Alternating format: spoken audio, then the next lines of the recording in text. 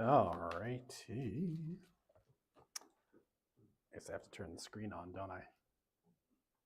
There we go. Okay.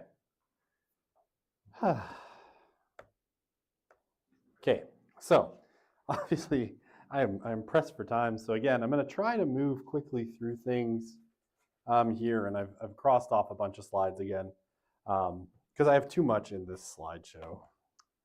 All right, so we ended off on this slide, right, last time, and these are the 9 cultural factors from Smith and Denton that they think account for religious youth having better life outcomes than their less religious peers, right? And again, I kind of noted this one, definitely this one, and potentially this one, though I'm always a little more waffly about that one, are our most religious, or the exclusively religious ones in here.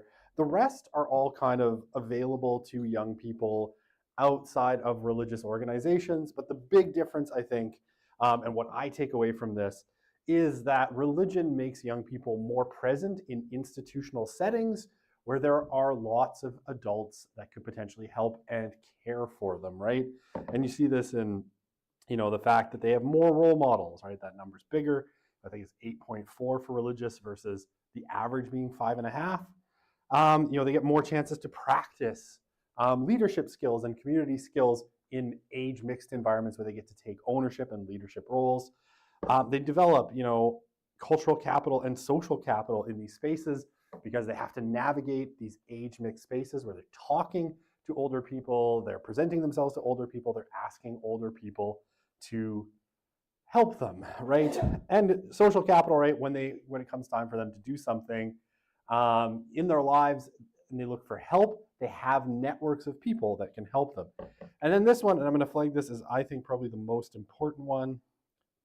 Again, I'll explain it really quickly because I think it's really important, was the network closure piece, right? The greater number of adults that are both connected to the young person and connected to the young person's parents mean less unsupervised time, less chances of falling through the cracks if something's going on. It's more likely to get communicated amongst these adults, get back to the parents who can then get that young person help, right? If they're struggling with mental health, struggling in school, they're getting into a bad crowd, whatever, this is more likely to get communicated because you have this closed network of adults who are all communicating with each other, and there's more of them, right? So less unsupervised time, more caring adults, and connection between those adults leads to that good life outcome where less things fall through the cracks. Bless you.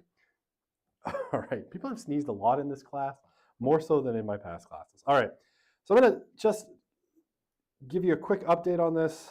So 5 years later, right, this is in the second wave of the National Study of Youth and Religion data, which would have put it, so 2001 to 2003.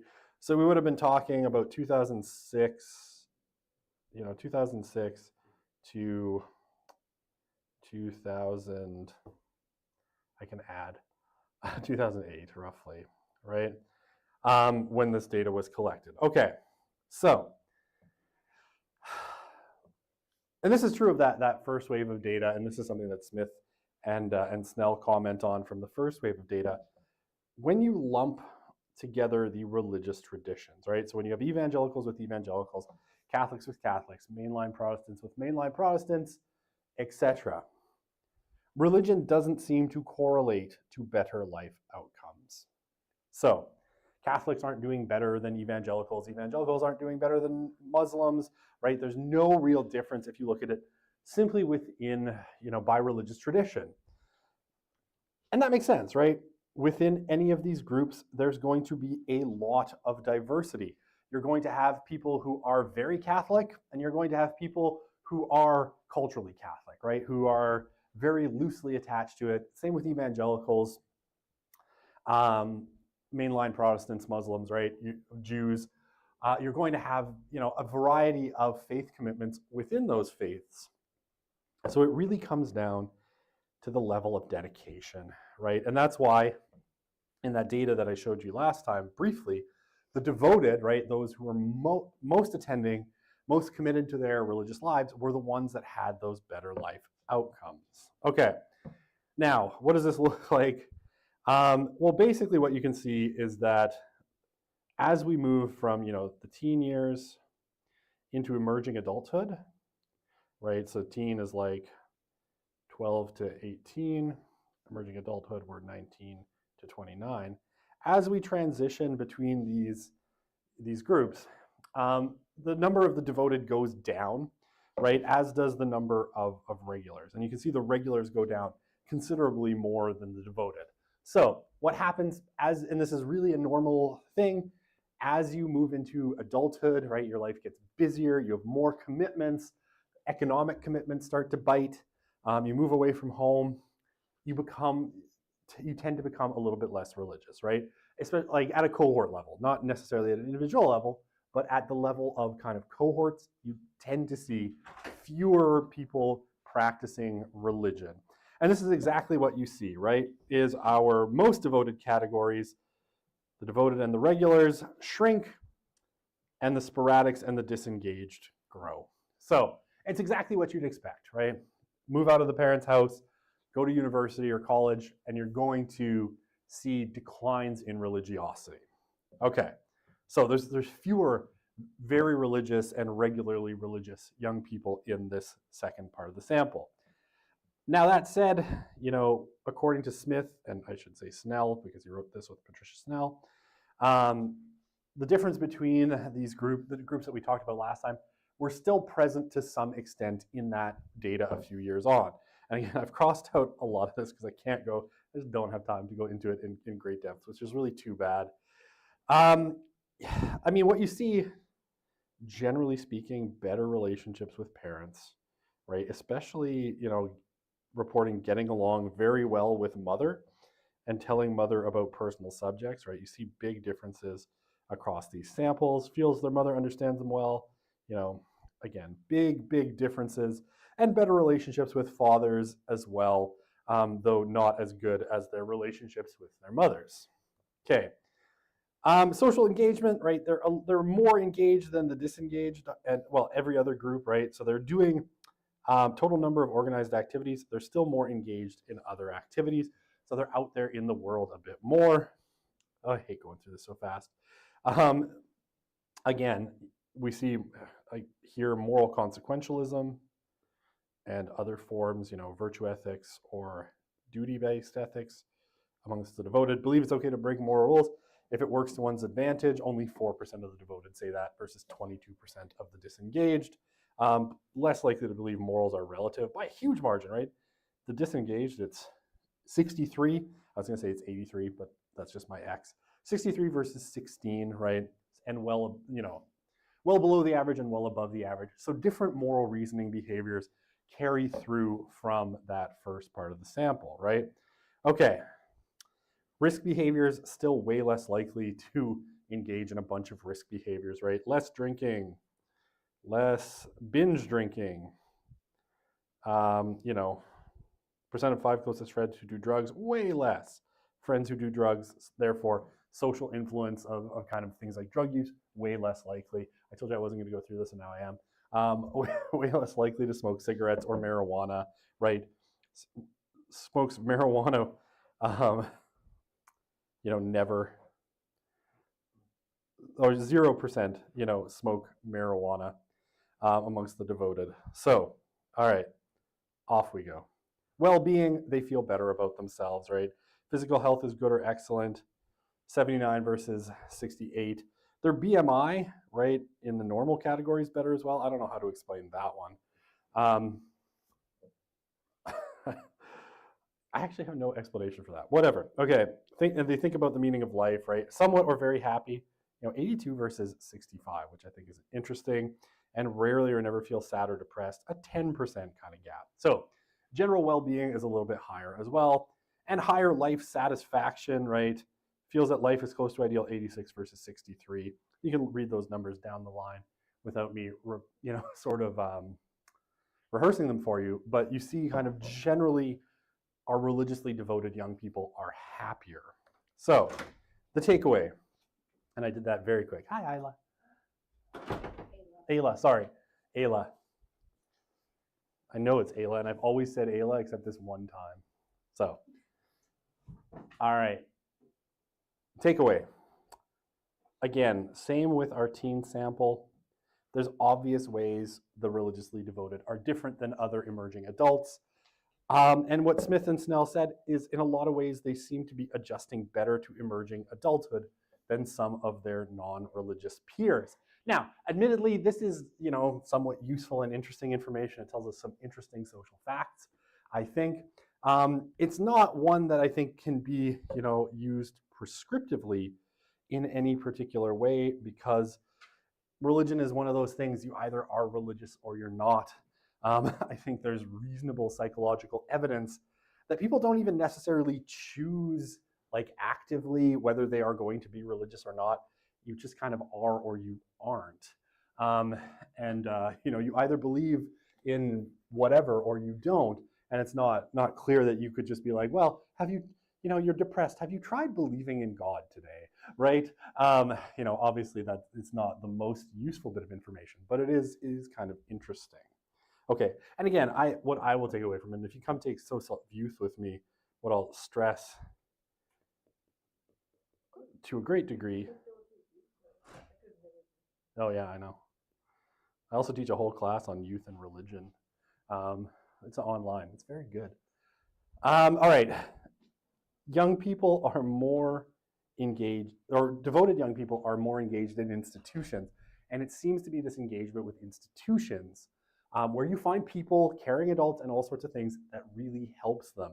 And what you see with the disengaged is they're far less engaged in institutional life. Okay. I want to talk a little bit about Gen Z and religion. How am I doing for time? Oh, I'm doing amazing. I'll do that so quick. And then we'll see if I can get through a part of the end lecture of the course, and then we can do a review on Monday. Okay, Gen Z and religion. So this data comes to us. So this was part of the State of American Youth and Religion in 2021 from Springtide Research Institute. And I use them a lot because I think they're really interesting.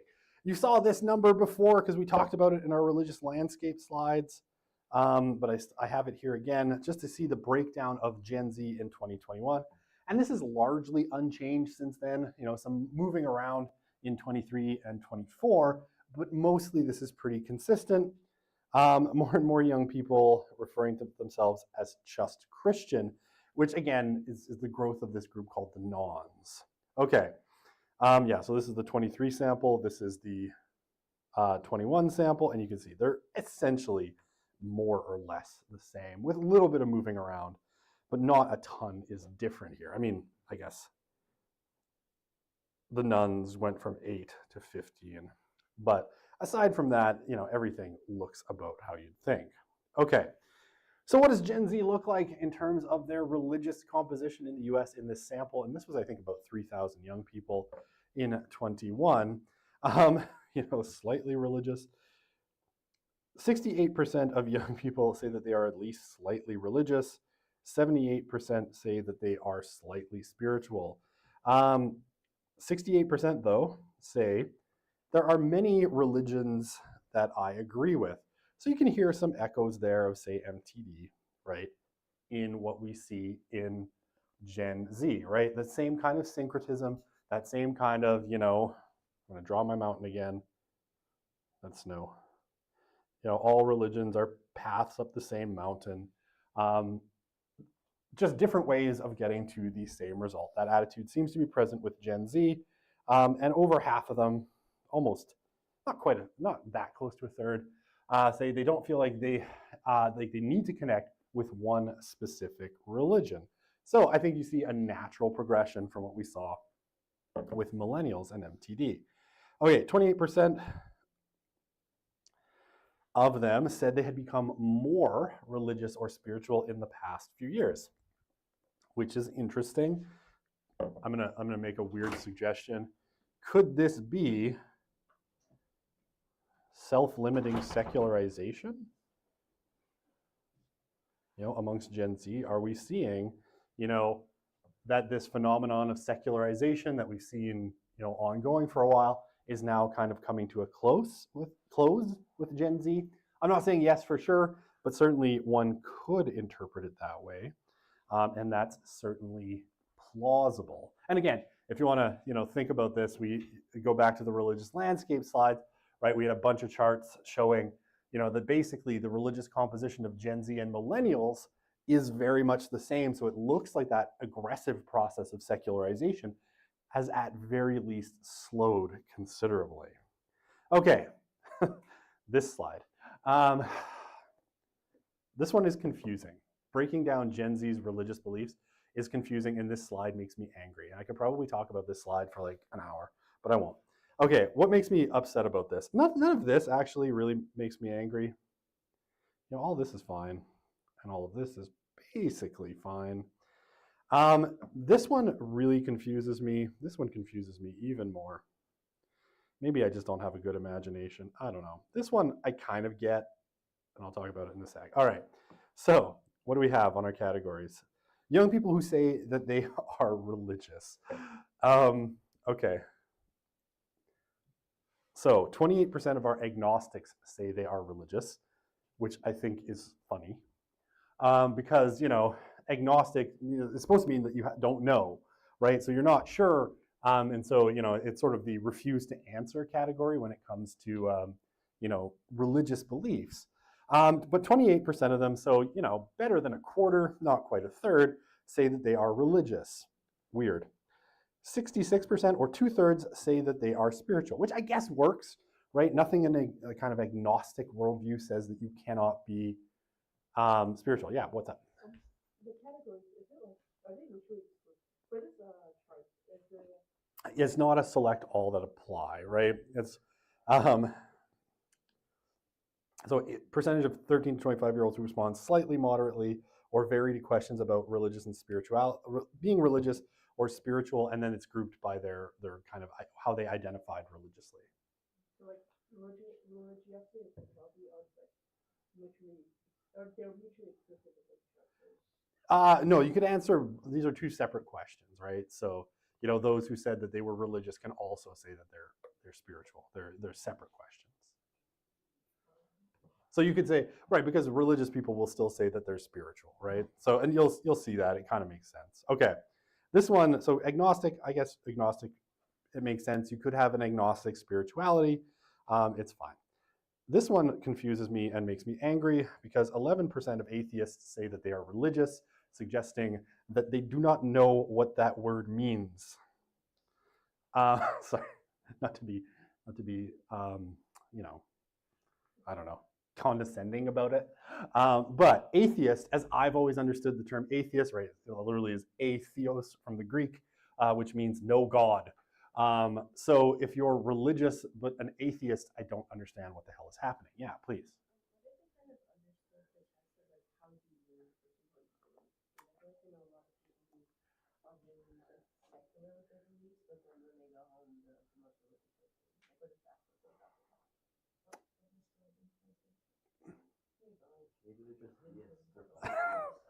That's the thing. I don't know, right? And there's no way to tease. And I've looked at it because they put this data online a while ago when I went and screwed around with it in R, and I have no idea.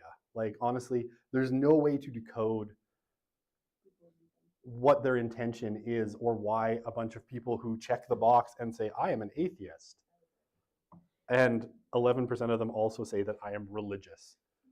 I don't understand, right? But that's an interesting one. And then, 42% say that they are spiritual, which again drives me a little crazy. I know Sam Harris does this, and it always drives me crazy about Harris.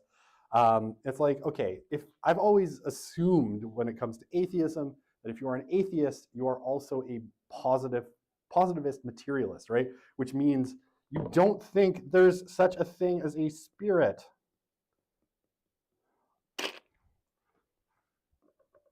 Right? Because you're just a ball of meat floating through the universe, and consciousness is a function of your brain.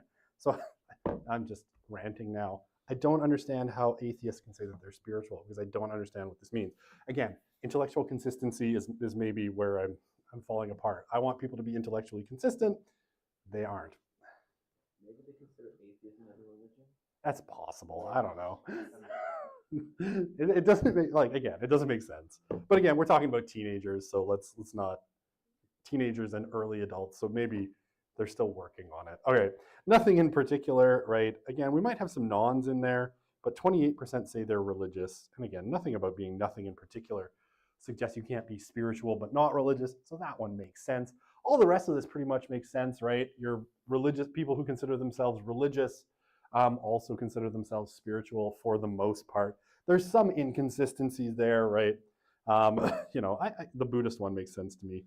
But like, wow, Muslims are doing great, by the way, right there. 94% of Muslims say that they are religious. So that's some good retention numbers right there for Muslims, and 87% say that they're spiritual. So it's going great for Muslims. Everybody, sorry? Oh yeah, well, I mean, you'd expect that with the Mormons, right? Everybody talks about the Mormons, right? More of them say that they're spiritual than religious, though, which, again, weird inconsistencies, but I mean, within margin of error. Okay. So, I mean, broadly speaking, in terms of trust of institutions, better than a quarter don't trust institutions at all, or religious institutions, organized religion. 45%, almost half, say they trust it somewhat. Trust a lot is only 19%, and only 9% say they trust it completely. So, more in the don't trust at all or trust somewhat by vast margins, right? Almost 3/4 in those two categories compared to, trusting a lot. So religious institutions, in terms of trust with Gen Z, definitely have some work to do. Okay. How often do they attend religious services? Nearly 4 in 10. So, right, 38%, nearly 4 in 10. Young people say they never attend religious services, with a healthy, just a little bit more than a quarter, who only attend once to 3 times a year, right? So you're talking, like 65%, almost 2/3 that are, 60, yeah, 2/3 almost that say, basically never or a couple of times a year. So, I mean, if you were, a religious person, that would probably be something that would trouble you. Very few attend more than once a week. I don't know, a healthy, let's say 23, 32%, so about a third. 30, sorry, so, I shouldn't try to do math in class. 22, 32, 36. So a little bit more than a third, are attending once a month or more, right? So I wouldn't say super, I don't think anyone would be thrilled about that if they're a religious person, but, it is what it is. Okay, so what do they actually, like, okay, when facing uncertain and difficult times, do you participate in religious practices or turn to a religious community? Or what, sorry, why do you not turn? So why are young people not turning to religious communities? And you can see, I won't go through all of these, but you can see, I don't believe some things talked about in religious gatherings. They don't like to be told answers, which is an interesting one, right? And what this suggests, I think, is really interesting, is that Gen Z, because of a tremendous and growing individualism, what do we see with Gen Z is they don't want kind of prepackaged answers from religions.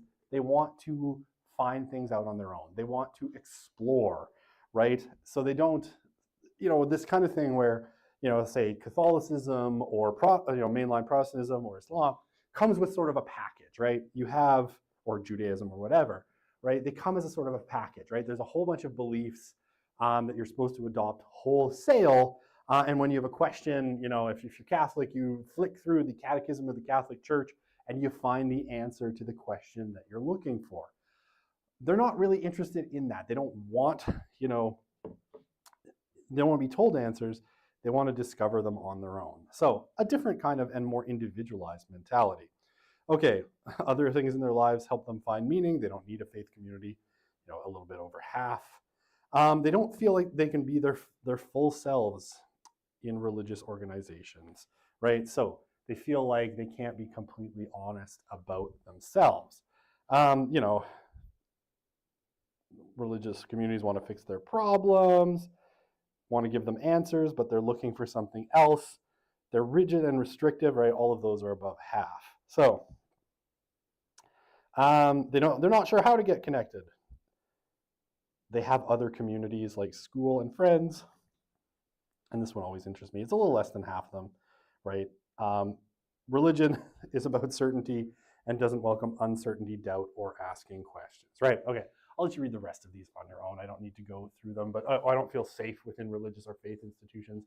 I don't trust faith or religious leaders in those kinds of organizations, right? So generally speaking, Gen Z, at least in this sample, seems to have some issues with religious institutions and the way religious institutions present information, right? And I mean, a very significant number of them, right? Almost 40% say that they've been harmed by religion, faith, or a religious leader in the past. So that is, I think, concerning in general.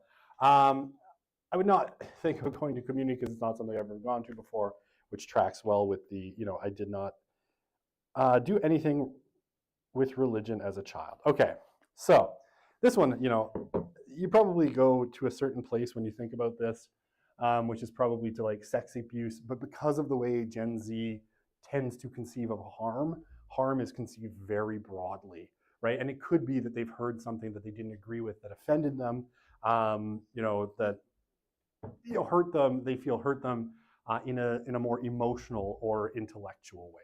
So I wouldn't say there's probably sex abuse in there, but it's probably not, I think, the majority. Okay, so there's also a values gap with Gen Z. Okay, so this is a weird kind of way of asking this question. I will explain it really quickly.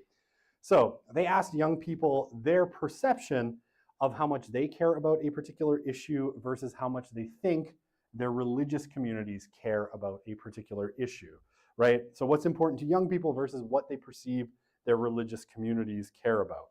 And you see, right, basically everywhere you have a 20% plus kind of gap, right?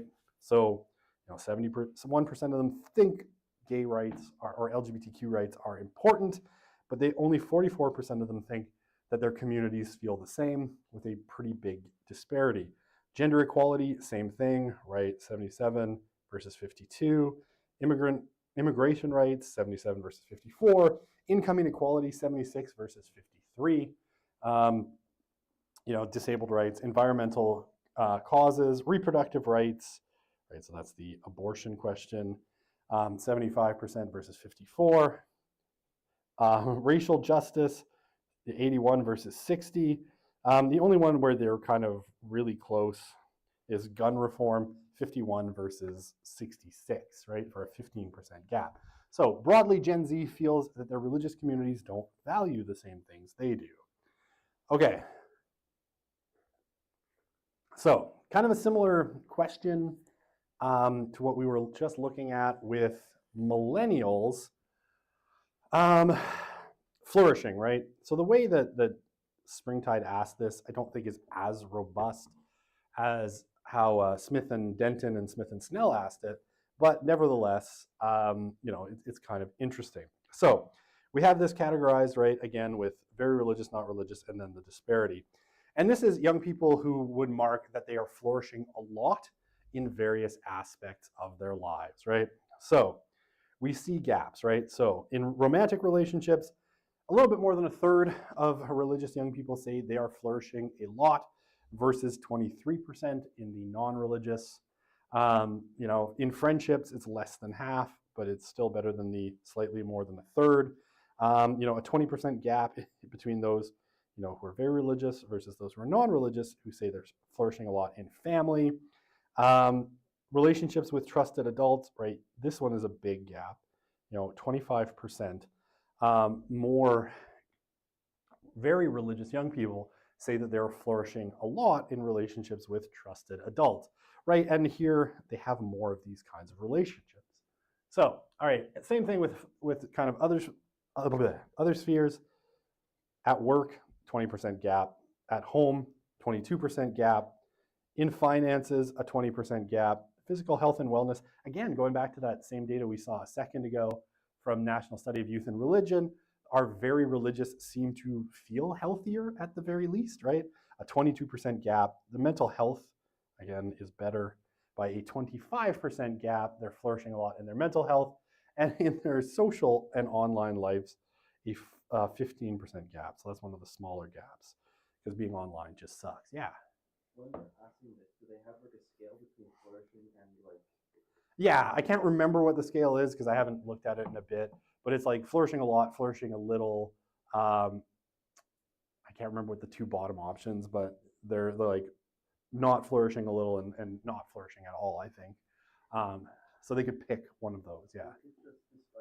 Would this be more like they perceive their life to be worse, or if their life is actually worse? So this is their perception, right? So it's like I said, it's a way less objective measure than the one that Smith and Denton and Smith and Snell came up with, which is more measuring like direct outcomes, right? Like they smoke less, they drink less, BMI.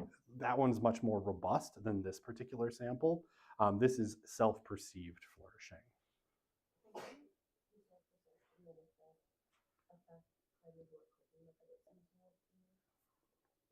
I know a few people who believed that they were in like work or just it was like in high school. I had a friend who was convinced that her mom was abusive because her mom wouldn't let her out on like weekends and all the inside. It's like, no, you can't stay out till 2 a.m. It's Tuesday. The school came out, and she genuinely believed like, and then maybe that would then lead her to like cope in different ways, and then that would include maybe like drinking or smoking. So how would you then think about that? If it's only perceived, then it will have a direct effect on how they.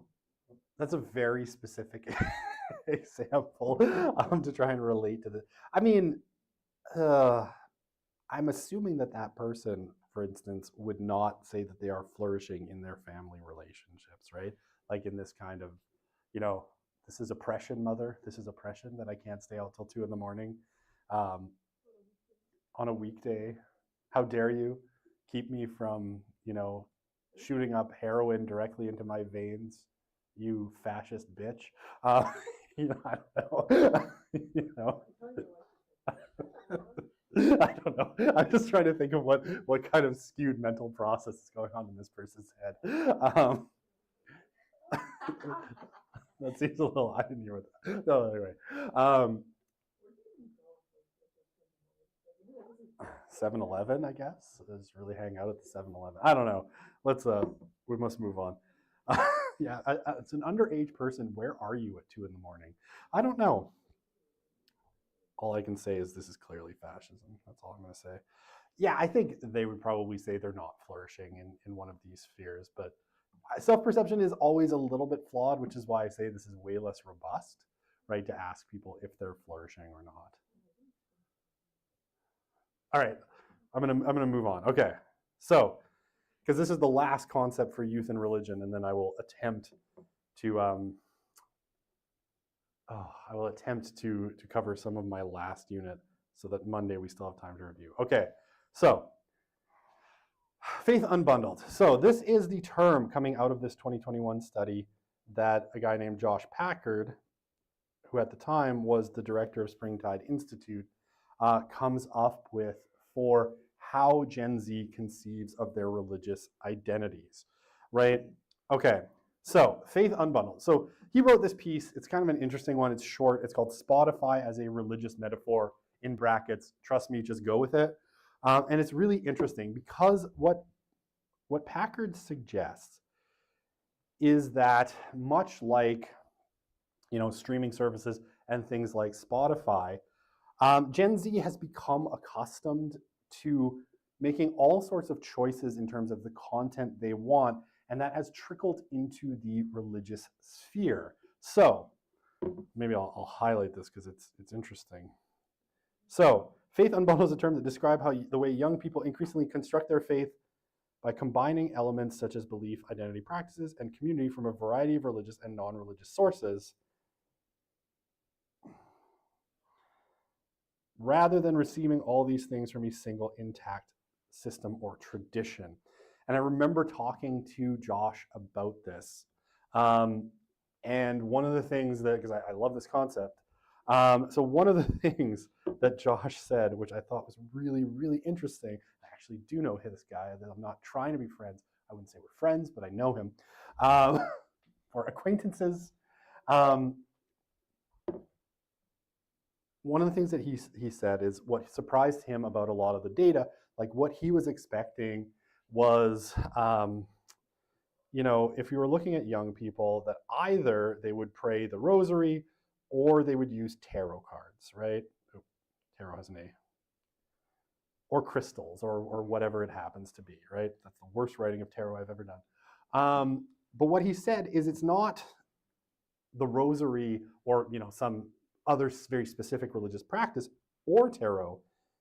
He said the way that that Gen Z tends to conceive of this is sort of as a both and, right? That you can take whatever practices you find meaningful and kind of combine them together into a package, and it doesn't have to make sense, and it doesn't have to be from an intact system or tradition, right? So you could be raised Catholic and find meaning in, say, praying the rosary, or doing examen prayers or something like that.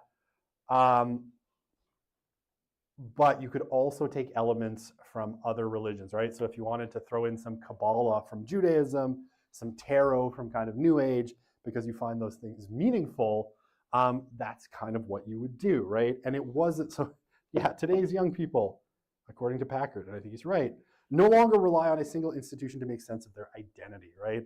You're not anchoring your identity in, say, Catholicism or, Sikhism or Islam or Judaism as much, but you're engaging with all sorts of things that cross boundaries, right? Whatever offers, practices that mark significant life moments that you find meaningful at the time, you'll kind of grab them, throw them in the grab bag, buy your Reiki crystals and tarot cards on Amazon, right? And throw those into your spirituality. You can put them next to the Buddha statue that you have in the corner. Okay, and religion is not a closed system, but an open system, according to Packard now for Gen Z, that flows in and out of other things like science, ecology, socialization, politics, and such. Okay, so unbundled, and this is a chart from the end of their report. So I'll go through this really quickly. I'm so short on time. So what does it look like to unbundle belief from a single system, right? So what Packard says is young people have unbundled belief from single sources, right? So getting it from lots of places. So what he says is it looks like young people who turn to many or various sources when making meaning and discerning what they believe about right, wrong, purpose of life, and calling, salvation, suffering, and more. And he suggests, right, that it looks like curiosity, right? There is a curiosity, according to him, in Gen Z about spiritual things. And they're essentially kind of, instead of turning to single sources, they sort of are open to a lot of different sources and taking material from all over the place. They're curious about a lot of different traditions, which again, makes sense given that they live in a pluralistic society. There's a lot of available answers from religions, from self-help, from all sorts of sources. And so they're going to explore and try to find the ones that work best. And again, maybe you can think here, self-limiting secularization or no secularization from Stark, because whatever this is, it doesn't look like secularization in the inherited or classical sense. Okay, what does it look like to unbundle identity from a single system? And what he says is it looks like wholeness, right? And what he's basically getting at is, because of who Gen Z is and because of the individuality that's inherent in what they do and how they think, right? They don't want to leave part of themselves at the door when they enter an institution, right? Or a relationship. They want to bring their whole self in, right? So it's like in the past, maybe you would have bracketed aspects of who you were to fit into communities. They don't want to do that. They want to bring their whole self in, like me as I am, or to hell with you is essentially the sort of the way it goes. Okay. Community, what does it look like to unbundle it? So instead of, I'm Catholic or I'm Muslim or I'm Jewish, so I'm just going to turn to the local church, mosque, or synagogue. What Packard suggests is that Gen Z basically is open to showing up essentially where either there are trusted people that they have a relationship with or they feel like they could develop a relationship with, right? They're looking for connection, but it's not within, very narrow institutional boundaries, right? They'll go wherever this is available. Okay, and practices, again, what does it look like to unbundle it? Well, it looks a lot like Spotify, right? You might have some country Taylor, you might have some pop Taylor, and throw in, your little bit of other kinds of music that you enjoy. Maybe you throw in some Japanese video game music into the mix, right? It looks like a lot of things. It's flexible, right? Practice is flexible. So it's, tarot cards and the rosary and Buddhist centering prayer and yoga all thrown in because you find it meaningful and that's how you construct it. So it is unbundled, like you don't need to buy the whole cable package to get the one show you want. You just get the streaming service that has that and you watch that and you keep Disney Plus for as long as you're seeing things that you like on it and then you get rid of it. Not to overstrain the streaming metaphor, but that's basically it. Okay, I got 8 minutes. I cannot do this, but I'll get through a bit of it. I won't keep my doodles. Okay, I'm gonna go to my last thing. It's very short. I don't think. Yeah, choose your own adventure. There's a. I didn't even know they made those anymore. I was like, that doesn't seem like a very Gen Z reference at all. Not like Spotify. Okay, so the future of religion and my last topic. Okay, so I will say, modeling, to 2050, a lot of people have sort of modeled what they think both American religion and global religion will look like by 2050. And I will say, right, modeling in the future is always super inaccurate because you don't know what's going to happen. It's always predicated on this premise. If current trends continue, then. Now, here's the problem with sociology. Current trends never continue indefinitely, right? Current trends always come to an end at some point and something changes, right? Whether it's, COVID-19 or, Jordan Peterson convinces all young men to be religious, I don't know. But current trends never continue unchanged forever. So, and I'll point this out, if you look back at the predictions that people were making in the 1990s, no one saw the rise of the nuns coming, right? Which is why it has been such a shock sociologically, because everyone was like, yeah, religious life in America will probably continue to look much like it does today. And nope, right? We had the rise of the nuns to really screw things up. And the internet came, right? In the 1990s, you get the internet, and the internet scrambles everything and then scrambles it some more. So, and then social media, right? Everything gets all messed up. Okay.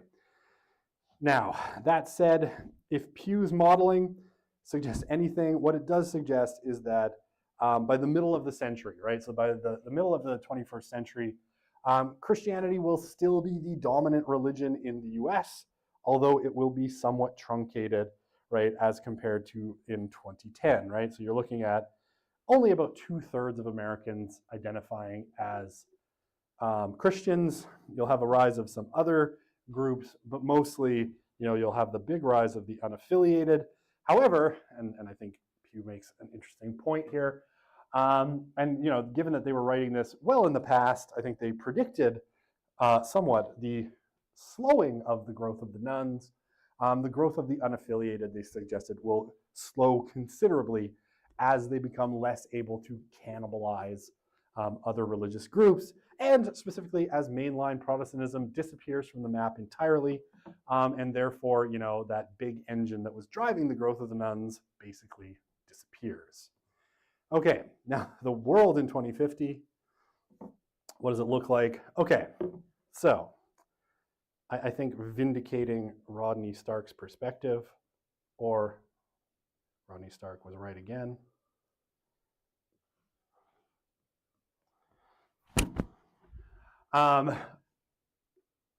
the world in 2050 still looks very religious according to estimates, right?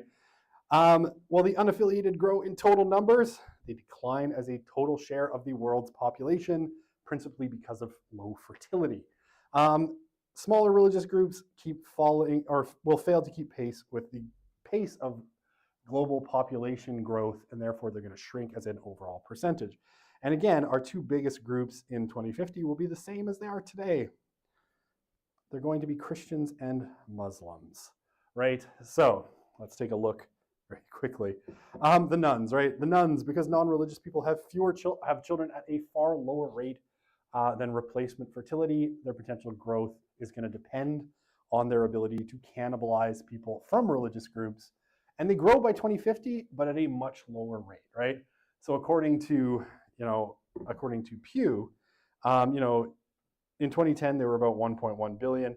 In 2050, 1.2 billion, but their percentage of the global population will actually decline. Okay, and here, just raw numbers. In 2010, Christians were 31.4% of the global population. In 2050, according to Pew's estimates, they will be 31.4% of the global population, having grown by roughly just about a billion, right? 750 million people. If Muslims, right? So Islam will go from less than a quarter to almost 30%, growing by about 1.161 billion. So pretty robust growth, and you'll see it's driven by fertility. The unaffiliated also grow, but you can see at a much slower pace. Hindus also grow, but again, their percentage of the global population declines as India's birth rate starts to slow as well. And the rest is just change. Everybody else kind of stays roughly where they are, except the Buddhists. Buddhists decline substantially. And there. Okay, so this is driven, I think, broadly by fertility. And what you can see, right, the two groups that either grow or stay the same, Christians and Muslims, their rough global fertility rates, Muslims are having roughly 3.1 children per woman globally, and Christians are having roughly 2.7 children per woman globally. The global average for fertility is 2.5 children per woman, but as you can see, the only two groups that are above the global average and therefore either staying the same or growing as a percentage are going to be Christians and Muslims. Everybody else, and Jews have a pretty high fertility. In Israel, people have lots of kids, as do Hindus, although even since Pew did this, the birth rates in India have slowed substantially. And everybody else, including the unaffiliated, all fall below that magic 2.1 children per woman line at which populations stay the same. Anything below that and populations shrink. So, the old adage of the future belongs to the fertile, I think will hold according to Pew's analysis. All right, I got 1 minute. I can do this, and then I will have just a couple words from Smith at the beginning of next class, because Smith has some interesting things to say. So the last remark of Rodney Stark, I tried to turn this into a stained glass window using AI, but it won't let you do that for real people for some reason. So sad. I will continue to work on my stained glass Rodney Stark project later. Saint Rodney of Stark, or I guess Saint Rodney of Texas. Technically born in North Dakota, so I don't know where to put him. We'll go with that. Okay, so I want to end a little bit with Stark. Stark, a lot of predictions suggest that Islam by about 2070 or 2100, depends on the estimate, that Islam would pass Christianity.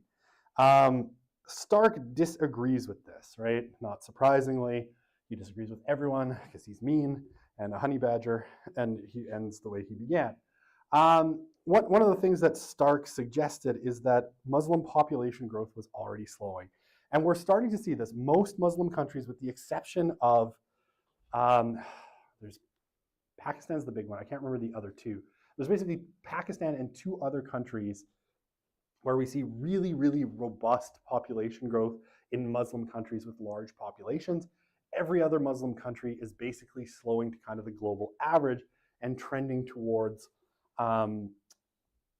basically a declining kind of fertility and a declining population.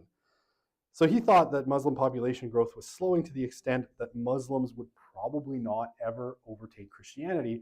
And specifically, one of the things he suggested was that Christians are more able to convert people to their religion than Islam has ever been. That Christianity, and especially in the center of global population growth, which today is sub-Saharan Africa, Christianity is seeing tremendous growth, both in fertility and in conversion.